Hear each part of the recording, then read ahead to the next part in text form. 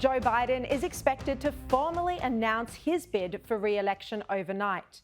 He's tipped to release a video outlining why he wants to be president for another term.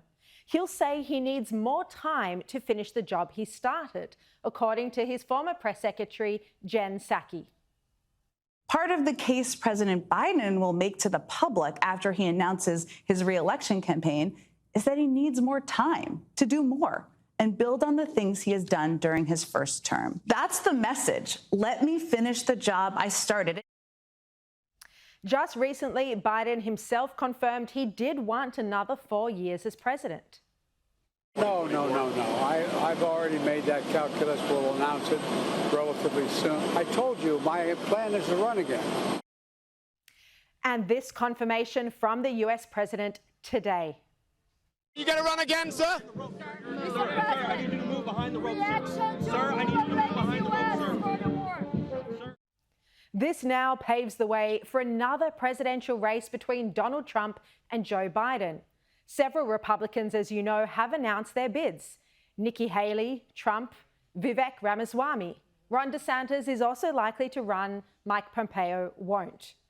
But there are no major challenges from Democratic candidates at this point. Biden's bid for a second term comes after the Democrats did better than expected in the November midterms, partly because of the Roe v. Wade abortion ruling.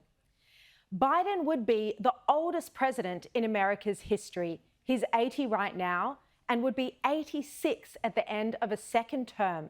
His age is the biggest issue with voters. Age is a polite way of saying incompetence. While many, including Barry Humphries, was whip sharp in his 80s, Biden isn't. This clip shows just some of the reasons why voters are worried about him running again. Inflation is a worldwide problem right now because of a war in Iraq and the impact on oil and what Russia's doing. The war in Ukraine. Putin may circle Kyiv with tanks, but he'll never gain the hearts and souls of the Iranian people. He'll never extinguish their love of freedom. We have this notion that somehow if you're poor, you cannot do it. Poor kids are just as bright and just as talented as white kids. How would you say your mental focus is? Oh, it's focused. I have trouble even saying to myself my own head the number of years. I no more think of myself as being as old as I am than fly. The Democrats have idiotically decided to pursue Trump in 4 different investigations. This has only galvanized support for Trump, which had fallen away after January 6.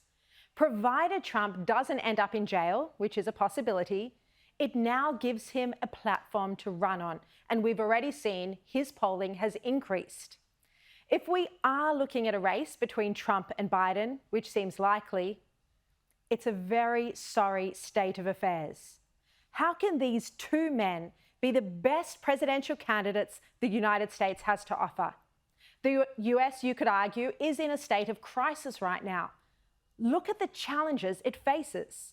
A precarious economy with record debt and continuing record inflation, a technical recession last year that Biden denied was a recession, hundreds of thousands streaming over the southern border, 80,000 people died from fentanyl last year alone, and this year is expected to be worse.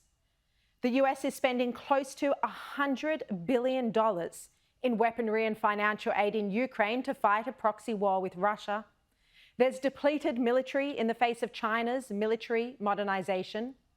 We're seeing in cities like San Francisco, Chicago, and Washington, they're turning into squatter camps with such extreme violence and crime in the CBDs that they're unsafe for citizens.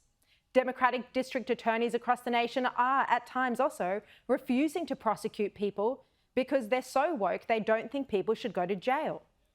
Plus, there's an energy crisis. Biden has depleted the reserve oil that's meant for wartime disasters as he tries to bring down inflation.